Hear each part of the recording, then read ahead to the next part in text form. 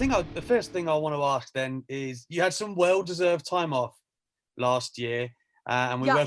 we welcomed you back to our screens at the tail end, and we've had you with ASUKA ever since. And obviously, there's the stuff going on with Rick and Lacey at the moment as well. Talk to me about how refreshing it was to get that breakaway, because you really haven't had it, and how you wanted to get your creative lined up for when you returned, WrestleMania season. I definitely think the break was much needed. I definitely needed to handle personal things, but it really just put things into perspective. Like being gone, I really missed my job. Like it was the first time since 2012 that I was spending the night every single night in my own bed, which was super weird, but it just kind of gave me a chance to reboot, reset, and then I think come back in the best shape I've ever been in. Probably because I gave my body a break, and took probably like a 9 to 10 week hiatus from the gym. But creatively, when I came back, to bring the ASUKA rivalry full circle from thinking about WrestleMania 34 to being in her corner was mind blowing. Like to me, ASUKA's always been my mountain. But then while I was away, seeing her be the backbone of the Raw women's division, her being the champ, she's exactly where she should be. But with it being Mania season, I really feel like I don't know what's going to happen. I don't. Right now, Asuka's the champ, and I'm just, waiting in line or my turn for that opportunity. But as of right now, I don't like the title's where it should be, and it's in good hands. And in regards to the tag team championships, we will be defending them this weekend at Royal Rumble, and we'll see how that goes. I think Shayna and Nia as a team have come extremely far together, and their kind of sisterly friendship adds a different dynamic, and it's extremely entertaining. As for my dad and Lacey, yeah, I didn't see that coming, to be honest. Not with I think I've just been so focused on building my own legacy, adding to my father's legacy, protecting my father's legacy, as well as our relationship on screen coming full circle since 2015. I really didn't. Yeah, that was out of left field for me. Let's flip over to the other side of the world, and let's come to Nims in Australia over at SEN Radio. Good morning, Charlotte. Greetings from Australia. How are you going? Hi, Nims. I'm doing well. That's what I like to hear. So with the Rumble coming up, you actually mentioned you've got the match there, but you're also doing double duty. You're going to be in the Rumble as well. Now, we've got a lot of females representing Australia proudly. You've tangled with Rhea Ripley very famously, and also the Iconics, but there's also other Aussie females like Toni Storm and even Indy Hartwell who are doing some great stuff in NXT that could make their mark in the Rumble. Because you've already got a match at the Rumble, as well as having to deal with 29 other women, do you sort of not fear, but do you have to prepare extra for the women that you might not know?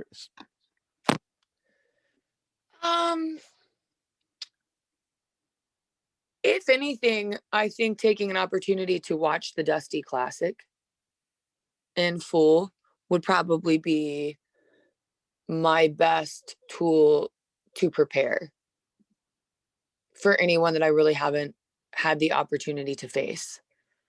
Wow, that's a crazy list I didn't realize it was that many Australians. I started with Emma to Neil, so it's crazy. That's awesome. Well, hopefully they won't give you too much trouble. But another thing I do have to ask, you did wrestle in front of 70,000 Australians at the MCG back in the day. I just want to ask, what were some of your memories of that match being? Because for us, it was a huge moment, and for you to be one of the first matches on the card, was there a lot of pressure on you?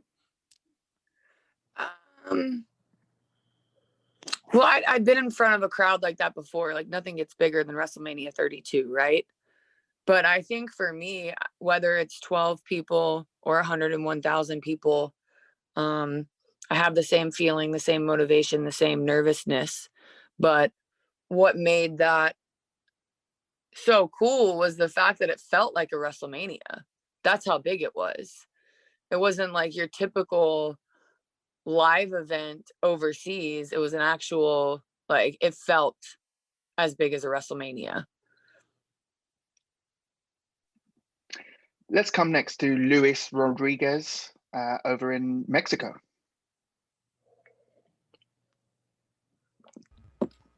Hi, Charlotte. How are you? Hola. ¿Cómo estás? Muy bien, ¿y tú? Muy bien, muchas gracias.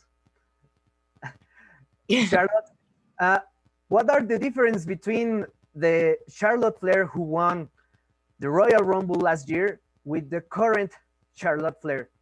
What progress do you make, or what progress do you see on the women's roster? Do you think that it will be just difficult to win this Royal Rumble? Do you have any candidates for this women's Royal Rumble?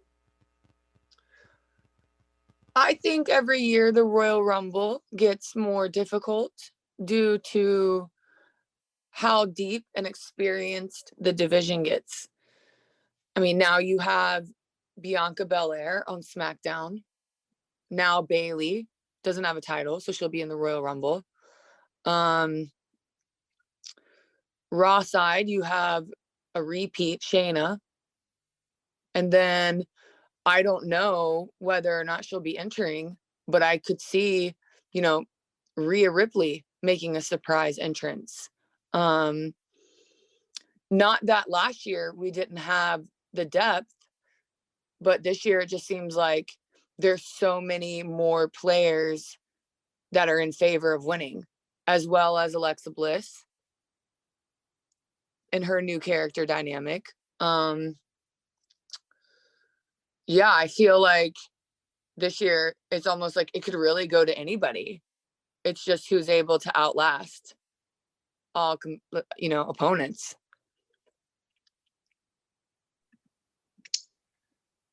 Let's come next to Kenny McIntosh. Kenny. Hey, Charlotte, how's it going? Hi, Kenny. Good. Hey, How are you? I'm good, thank you. Looking forward to the Rumble on Sunday. I wanted to pick up from, you mentioned that ASUKA was your mountain in WWE, and you guys have such a great history. Like, you broke her undefeated streak at WrestleMania in 2018, then you took the SmackDown Women's title from her right before WrestleMania in 2019. Can you talk a little bit about you being on that end of those two experiences? Because obviously for ASUKA, character-wise, they were kind of points of rebuilding afterwards. How did you feel about both of those experiences, and do they add to a potential, third big singles match down the line? Well, I don't think so. In terms of Mania, right? What I think was so cool about Mania is Asuka and I had never touched.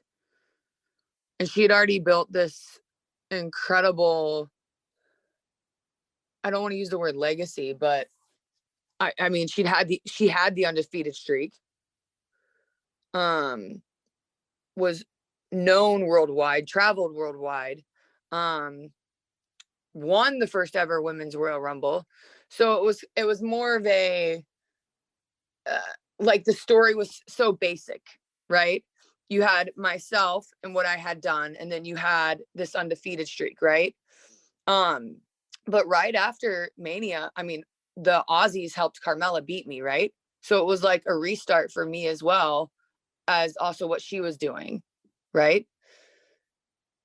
So then going to WrestleMania 35, where I beat her before, that was also like, there was no build, no other story. It was just a title match, going towards, what ultimately was the ending of WrestleMania 35. So whatever story Asuka and I have been in, it's been a part of other stories as well, if you understand what I'm saying. Like, I feel like I would love to have another rivalry with Asuka, but when you have, you know, like the great stories have those like 3-month pay-per-view runs, like back to back, to tell different stories. Like Asuka and I we've had these incredible moments, but not a whole lot of build up to them. Let's come next to Craig over at TV Plus in South Africa. Craig, if you just hit unmute, there we go. Hey, Charlotte, how are you doing? Good. How are you, sir? Good, thank you. Okay, obviously the WWE had plans to have fans at the Royal Rumble, but that's, again, you know, COVID has ruined that. Do you think not having fans is going to affect the atmosphere with like something like the Rumble, where everyone is excited about who's coming in next? Do you think it's going to have an impact, or are you guys going to go out and be even bolder with your performances?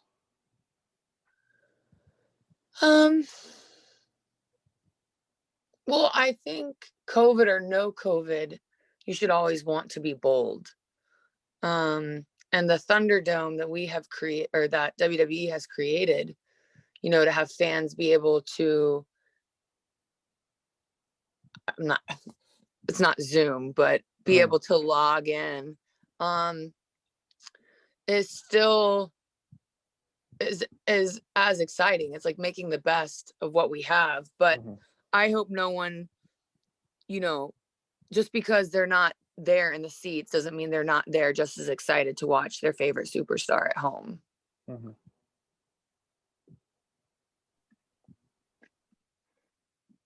We're going to come next over to Italy. We'll come to Luca at Project Nerd in Italy. Hi, Charlotte. Thank you for your time. I was curious to know if you have any Royal Rumble match and moment that sticks out in your mind as your favorite, because we know the Royal Rumble is one of the most unpredictable match in history. So I was curious, what's your best ever in your mind? Well, I could either say my dad winning or myself. You could put either. Your dad's one was pretty great. It's one of my favorite, actually. Yeah, it's crazy, like going back and rewatching, realizing how many moments are like lines that are still relevant from that Rumble, like with a tear in my eye, or like mirror, mirror on the wall. Yeah, I mean, I know it's my dad, but still, I think he'd have to be my favorite moment.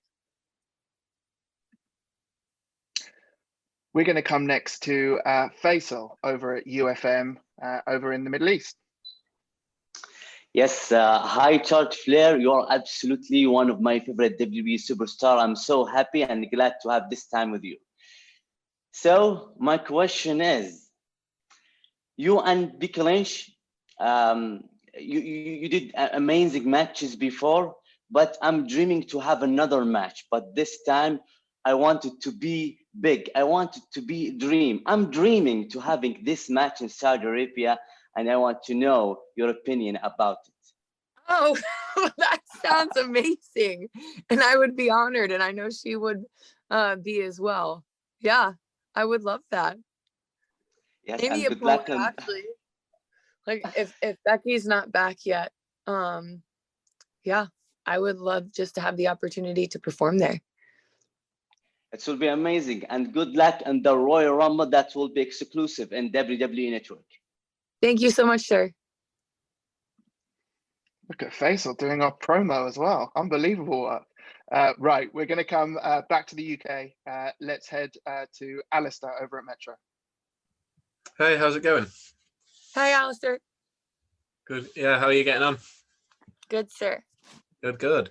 I saw a clip recently where you were talking about wanting a big sort of character-defining moment, and you alluded to Alexa Bliss's dynamic. I was wondering if something kind of that far out left field is something that had creatively intrigued you at some point.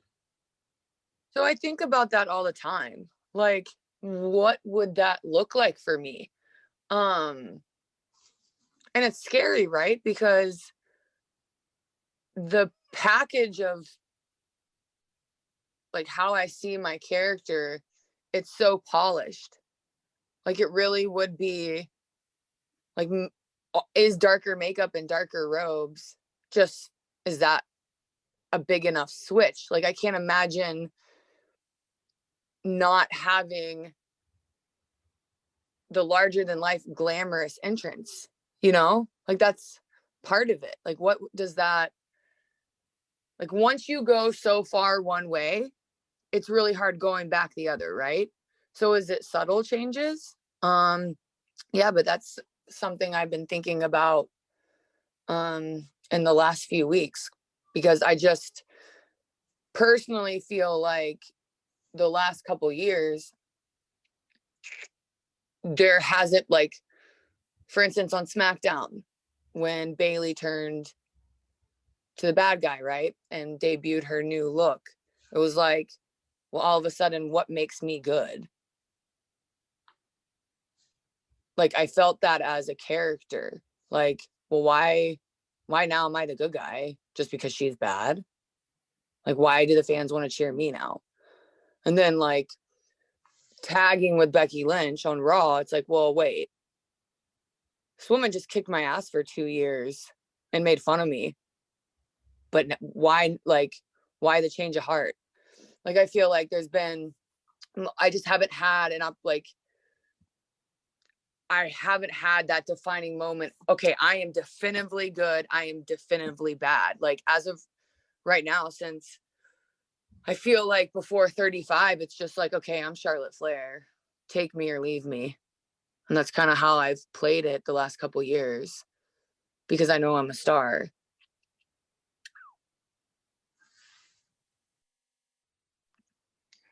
We're going to come next to Spain, and we'll head to Vicente over at Marca. Hola, hola, Charlotte. Hello from Spain. Hello. Well, I would like to ask you, now that we have the Royal Rumble coming up this Sunday, is always some new surprises, as we already discussed here. And for example, Ronda Rousey a few years ago. And now that we know that Ronda is training to get back into the ring as soon as possible, do you think that WWE needs someone like Ronda Rousey right now? Oh, need is a very strong word. Do I think Ronda adds to the division? 100%. But need, no. We have an incredible list of already established stars and ones that are, excuse me, ones that are on the rise. So need is a strong word, but do I think she brings a lot to the table? 100%. Thank you. Thank you. We'll come next to Eric over at man.tv in Germany. Hey, Charlotte. Thanks for your time. And sorry for my damaged camera.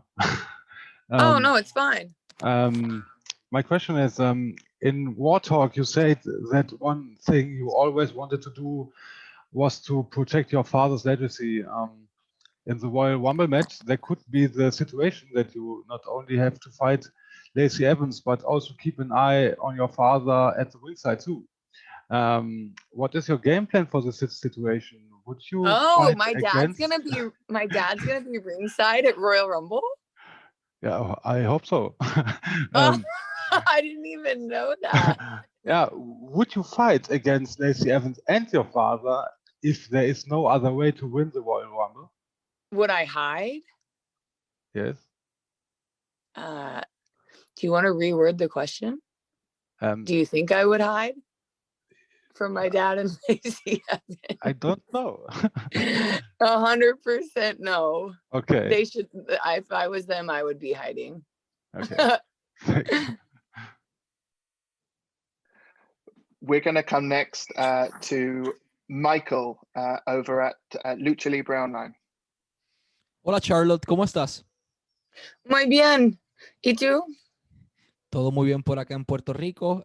It is a pleasure always speaking with you. Thanks to Joel. I wanted to know your opinion about the NXT women's brand. It's been stated by Triple H and even in the Twitter page that NXT has currently the best women's division in the planet. Do you think this statement is correct, or where does this leave the Raw and SmackDown women's division? I think Triple H has every right to say that. I mean, he is, I want to say, such a proud papa of the NXT brand, because that's kind of how we labeled him as well when we were there. I think whatever division you are in as a talent, or say in a role like Triple H over the division, you should say you're the best. If you don't say you're the best and you don't believe you're in the best, you're in the wrong industry. Perfect. Thank you for your So time. like, okay, I'm thanks. sorry. Oh no, I just hope you like did that. You understood what I was saying. Like, he should say they're the best on the planet, but that doesn't mean that I'm not going to say the Raw division is the best, or Sasha is going to say the SmackDown division is the best. Like, you should feel that way. Thank you. We're going to come next to Jack at the Inner Sanctum over in Australia. G'day, Charlotte. How you going? Good. How are you? Yeah, not too bad, thank you. Just going back to last year, working with one of our girls, Rhea Ripley. I just wanted to know what was your favourite thing about working with her, and what was she like to work with? I think my favorite thing was she brought it at WrestleMania. She wasn't timid. Handled the pressure extremely well. And I know she probably dreamed of her first WrestleMania being in front of 90 something plus people, but I think she over delivered, and it was awesome to see. Yeah. Thank you very much. We're going to come next to. Oh, I just had it. We're going to come next to the UK. Let's go with Stephanie Chase at Digital Spy.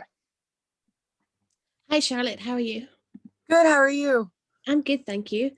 I just wanted to ask you about your dad is obviously one of the most confident and braggadocious wrestlers of all time. And you're at the point now where your accomplishments rival his, but do you find it harder as a woman to be accepted, or do you get more criticism if you exude that same confidence and be so self-assured and proud of all your achievements? I don't know. Do you think people hate me because of it? I think people are definitely harsher on confident females, for sure. I love quotes. Like, I love looking at Instagram on quotes, and I do feel like, so if you say you're good, or you act a certain way, or hold your head high, or say, you want it all, like, that could be taken as, oh, she has a big head, or wow, that ego, or it's kind of like, you're damned if you do, you're damned if you don't. But I think when you're in this business, you have to develop thick skin. Now, not saying you're going to feel that confident every single day, but I do think that it's easier to label females with those examples that I said instead of the men. Like, why? Oh, well, she's full of herself. Like, no, she's just confident and knows what she wants. We're going to come next to Miguel over at Mundo Deportivo in Spain. Hey, Charlotte, how are you today? I'm good. How are you? I'm fine. Thank you so much. So we have Royal Rumble right around the corner. And I would like to know, if you're one of the last two women standing, who would you like the other opponent to be? Oh, man. That's tough.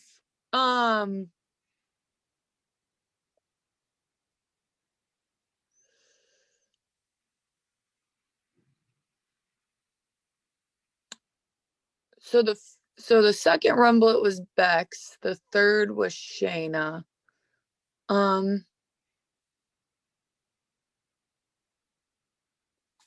I don't know. There's just so many. I mean, I could pick a wild card and say someone, if someone comes from NXT or on the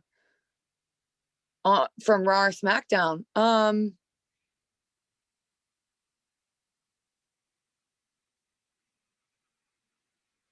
That's tough.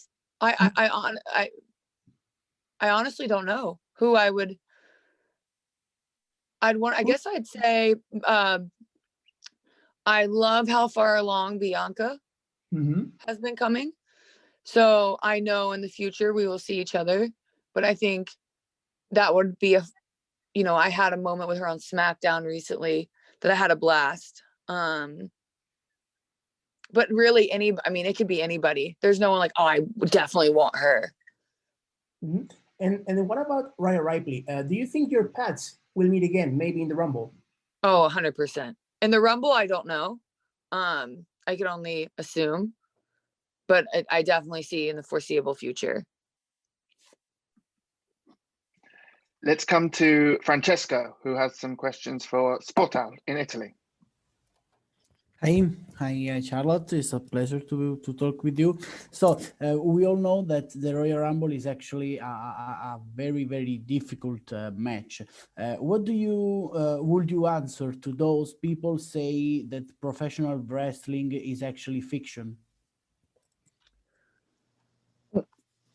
Ask me. So what do I say that people say wrestling is fiction? Yes. Oh,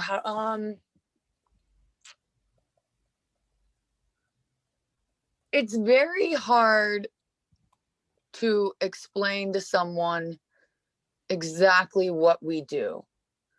Like it takes being an actor, it takes being an athlete, it takes being not an actor that just films and cuts, like live performances. It takes being a leader, it takes teamwork. I mean, there's just so many things and moving parts that go into what we do. Like I played sports, I played volleyball in college, and I still think this sport is the hardest sport. It's so dynamic. But in terms of calling it fake, I think that's something that we have faced for years now, and that's why I take it so personal when the fans are so critical, when they have no idea what our bodies go through, or what it feels like in there. There's like no grace given. But I always say, like, stick out your finger if you think it's fake, and then I pull on it backwards, and I'm like, you feel that? Is that fake? Yes, and you talk about movies and acting, and can you tell a TV series that you actually like the most, and in what movie or TV series you would imagine yourself as an actress? Oh, well, I loved Money Heist. Not that I see myself as a bank robber, but Barbarians, I've watched the first season. I could see myself playing a warrior, a little something predated, where I'm disheveled and kind of messy, like a dominant character that has more of a presence in terms of like being able to be physical in the role. What else am I watching? I watched El Dragon. I think really any action series. That would be we're gonna come next to Renzo, who I believe is in Peru. Renzo, am I right in thinking that?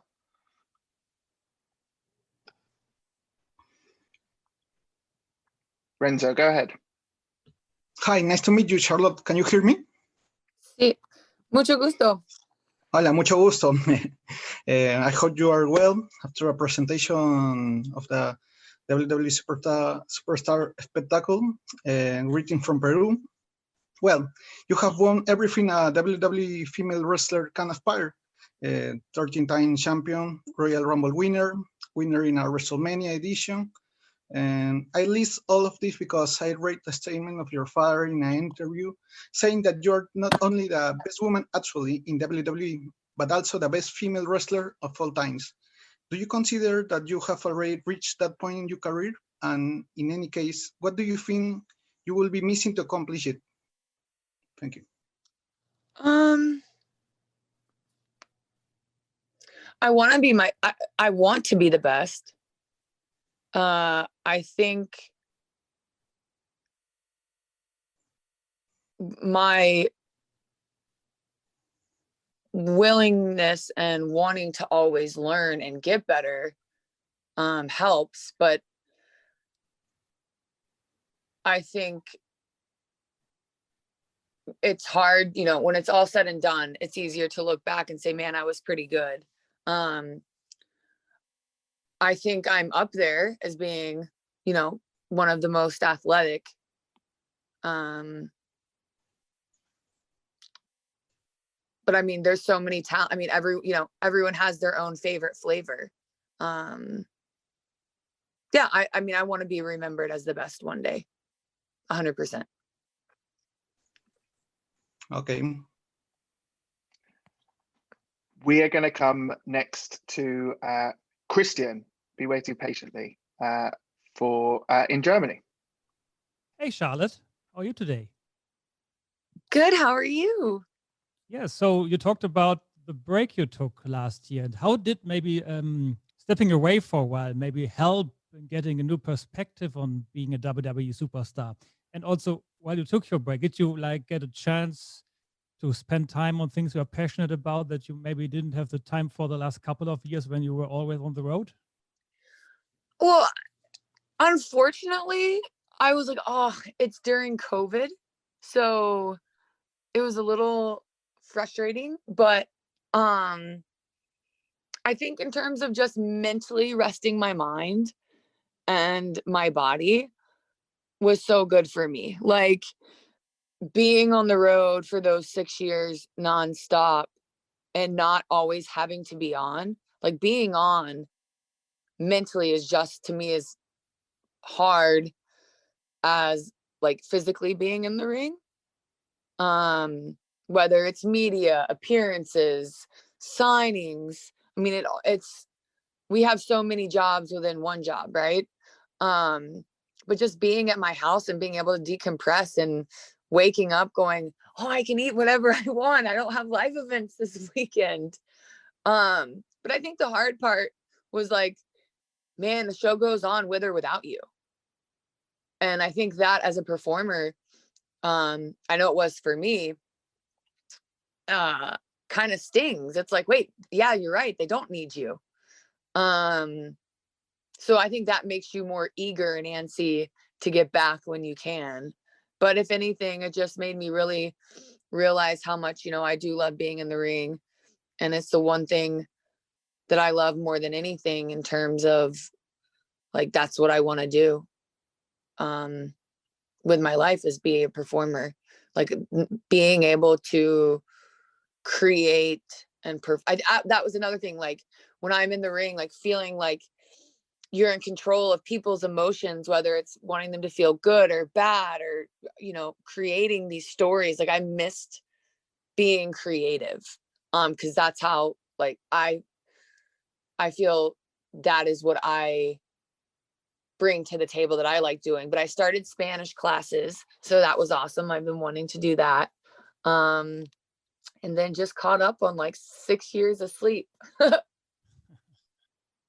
Great, thank you. Good having you back now. Thank you. Right, we've got time for a final couple, so let's make our way through. Let's come first to Dom Smith over at Soundsphere. Hi, Charlotte. Nice to hear you and see everybody. My question for you is, given that you've given the success you've achieved in the Royal Rumble, obviously numerous title wins through your career, and growing up around success as well, how has your definition of that, how has your definition of success changed from the beginning of your career up until this point?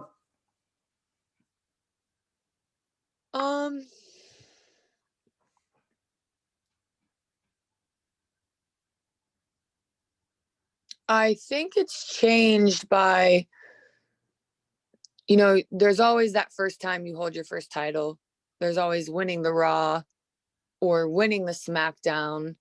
But then it's realizing,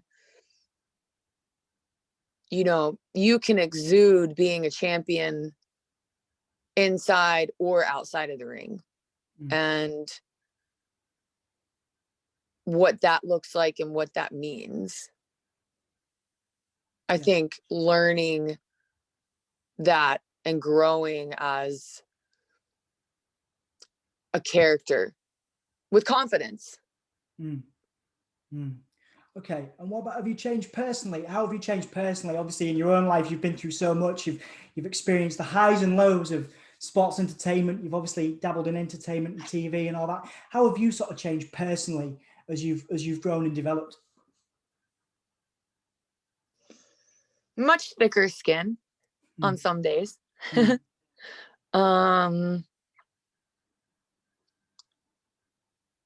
I think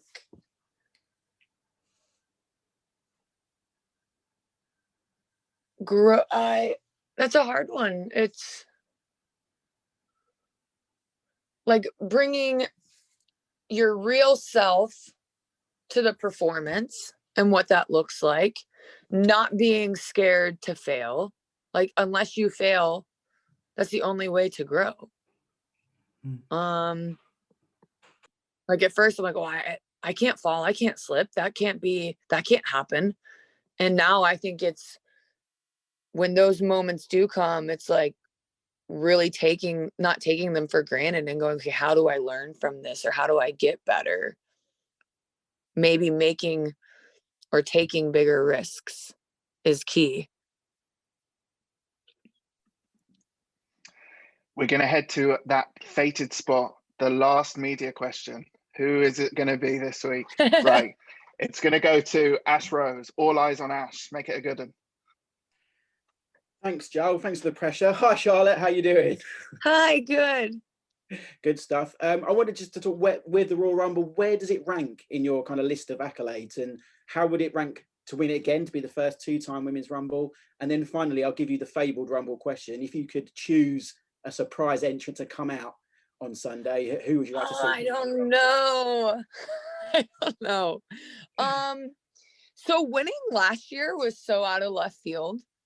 Like, I think sometimes the fans take what I say and get confused by it. Like, I remember one time I was like, man, I really needed that win. Like, they didn't understand, like, what win, Charlotte? Like, you've won so many things. Like, they don't really I don't think like sometimes like I have to explain myself, but winning the Rumble last year, like going on a roller coaster of just not really, storylines come and go and change, but like I did no idea what was going into the spring, or wasn't even in a storyline. So winning the Rumble was like, oh man, I'm back in, like, there's Mania season. Like, I didn't see what was going to happen in January, February. Like, I had been in a tag team with Becky, so that really felt like another moment that was going to change the course of the spring for me. And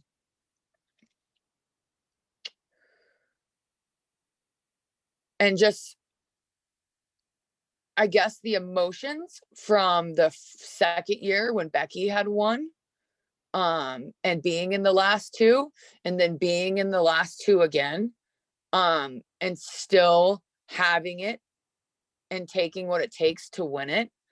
Like, that's a win in itself. Like, still being in that role and still being considered someone who can win. And then this year, like I said earlier in an answer, I feel like every year our divisions just get deeper and deeper as this women division has grown, especially coming from NXT. Anyone really, like, instead of having 2 favorites to win, like, I feel like I could list like 6 girls that could potentially win the Rumble this year. And that just makes for a more exciting Rumble. Like, you don't go, oh, I could see Bayley winning. You go, no, I could see Bayley winning. I could see Bianca Belair winning. I could see Rhea Ripley winning. I could see myself winning again. I could see Alexa Bliss winning. Like, it's such a bigger list. Or maybe a surprise win. And then in terms of who would I want to see come out?